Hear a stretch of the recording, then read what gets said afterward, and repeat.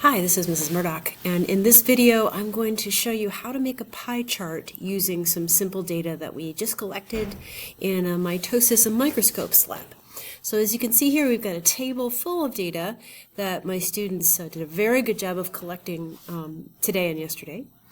And one of the first things I want to show you is just some really simple ways to use a spreadsheet like this to make calculations and to make them quickly so that you can do this more easily. So the first thing I want to do is I want to go down here to this box right here, and we have students who counted the number of cells in interphase in the field of view that they were looking at. I'm going to calculate a class average for those counts.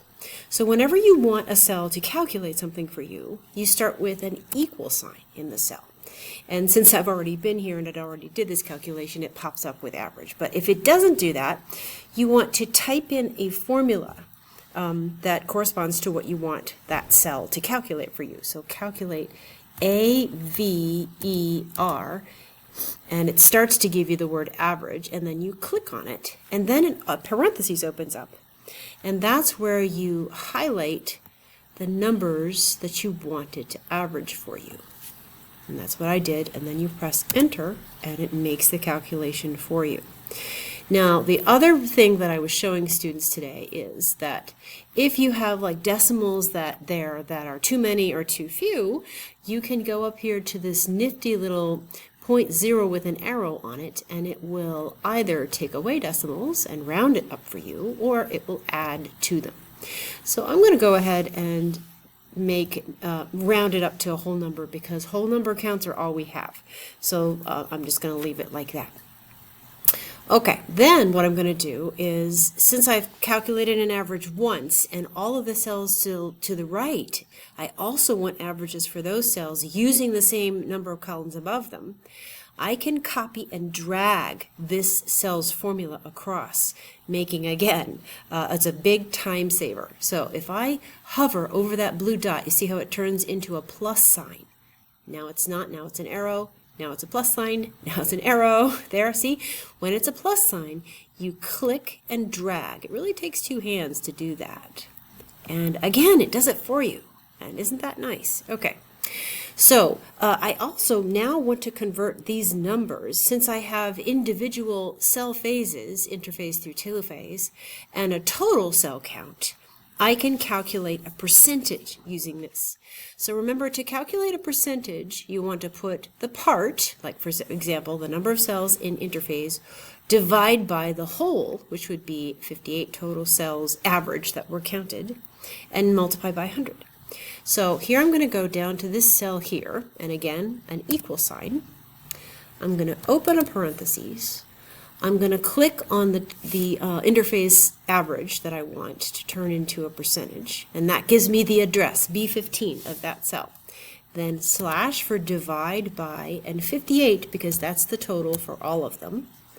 Close parentheses, times with a star, and 100, and you have a percentage. And again, see those that big long line of decimal numbers. So again, I'm going to go up here and fix that, because I don't want 49, 50%, that's fine. Okay, then again I can click and drag that across. And if I do that, my check over here is that all adds up to 100, so that means that the computer did it right. So now I want to do a pie chart, but I want to give the computer the information in such a way that it does a lot of the work for me. And a good way to do that is to make it into vertical columns. This is a horizontal bunch of numbers that I'm going to then place into this vertical nice little table that I'm going to then tell the computer make a pie chart out of this.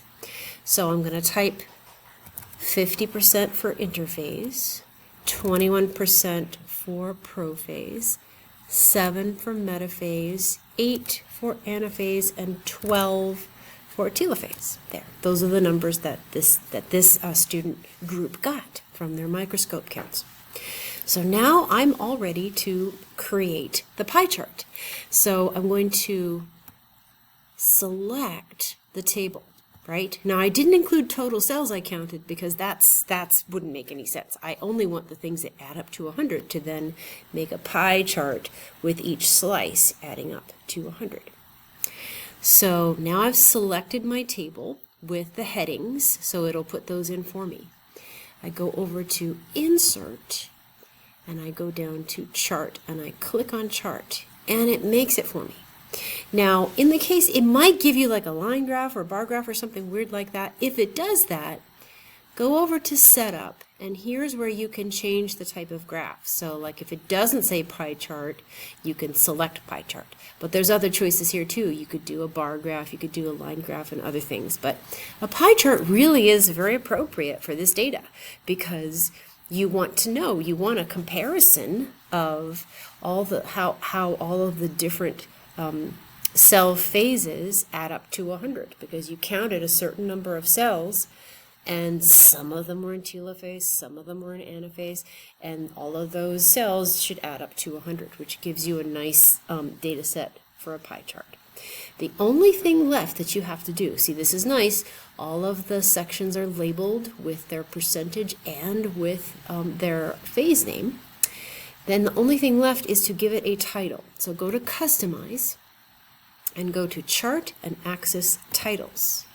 And the first one that comes up is Chart Title. And right now it's Class Average Percentage, which makes no sense at all. That's not a good title.